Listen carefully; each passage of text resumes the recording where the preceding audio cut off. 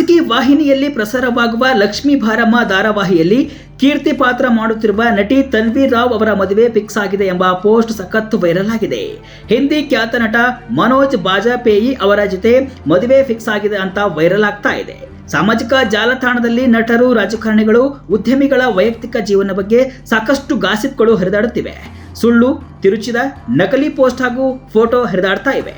ಸದ್ಯ ಭಾಗ್ಯಲಕ್ಷ್ಮಿ ಕೀರ್ತಿ ಮದುವೆ ಫಿಕ್ಸ್ ಎಂಬ ಪೋಸ್ಟ್ ವೈರಲ್ ಆಗಿದ್ದು, ಇದು ನಿಜವೇ ಎಂಬುದನ್ನ ತಿಳಿಯೋಣ ಬನ್ನಿ.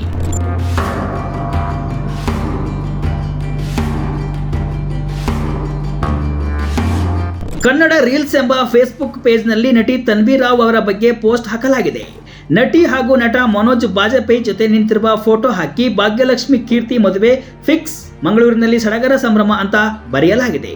ಜೊತೆಗೆ ಪವರ್ಫುಲ್ ಕನ್ನಡ ಎಂಬ ವೆಬ್ಸೈಟ್ನ ಲಿಂಕ್ ಹಾಕಲಾಗಿದೆ. ಅದರಲ್ಲಿಯೂ ಭಾಗ್ಯಲಕ್ಷ್ಮಿ ಕೀರ್ತಿ ಮದುವೆ ಫಿಕ್ಸ್ ಆಗಿದೆ, ಮಂಗಳೂರಿನಲ್ಲಿ ಸಡಗರ ಸಂಭ್ರಮ ಎಂಬ ಶೀರ್ಷಿಕೆಯಲ್ಲಿಯೂ ಕೂಡ ಸುದ್ದಿ ಪೋಸ್ಟ್ ಮಾಡಲಾಗಿದೆ. ಇದು ಸಾಮಾಜಿಕ ಜಾಲತಾಣದಲ್ಲಿ ವೈರಲ್ ಆಗ್ತಾ ಇದೆ.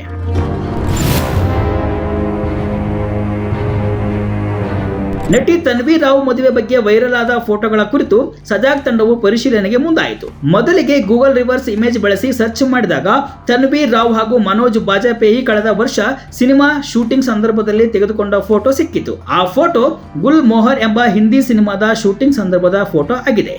ಈ ಬಗ್ಗೆ ಸ್ವತಃ ತನ್ವೀರ್ ರಾವ್ ಅವರು ಇನ್ಸ್ಟಾಗ್ರಾಮ್ ಪುಟದಲ್ಲಿ ಹಾಕಿಕೊಂಡಿದ್ದಾರೆ. ಜೊತೆಗೆ ಗುಲ್ ಮೊಹರ್ ಹಿಂದಿ ಸಿನಿಮಾದ ನಟ ನಟಿಯರ ಪಟ್ಟಿಯಲ್ಲಿ ತನ್ವೀರ್ ರಾವ್ ಹಾಗೂ ಮನೋಜ್ ಬಾಜಪೇಯಿ ಹೆಸರಿದೆ.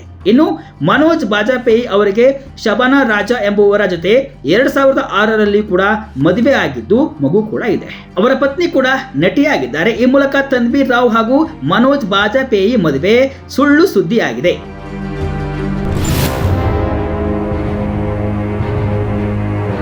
ಭಾಗ್ಯಲಕ್ಷ್ಮಿ ಕೀರ್ತಿ ಮದುವೆ ಫಿಕ್ಸ್ ಆಗಿದೆ, ಮಂಗಳೂರಿನಲ್ಲಿ ಸಡಗರ ಸಂಭ್ರಮ ಎಂಬ ಪೋಸ್ಟ್ ಸುಳ್ಳು ಸುದ್ದಿಯಾಗಿದೆ. ತನ್ವೀರ್ ರಾವ್ ಹಾಗೂ ಮನೋಜ್ ಬಾಜಪೇಯಿ ಸಿನಿಮಾದಲ್ಲಿ ಒಟ್ಟಾಗಿ ನಟಿಸಿದ್ದಾರೆ. ಶೂಟಿಂಗ್ ವೇಳೆ ತೆಗೆದ ಫೋಟೋವನ್ನು ಇಟ್ಟುಕೊಂಡು ನಕಲಿ ಮಾಹಿತಿಯನ್ನು ಹರಡಿದ್ದಾರೆ. ಇವೆಲ್ಲ ಸುಳ್ಳು ಸುದ್ದಿ ಅಂತ ಸಜಾಗ್ ತನಿಖೆಯಲ್ಲಿ ದೃಢವಾಗಿದೆ.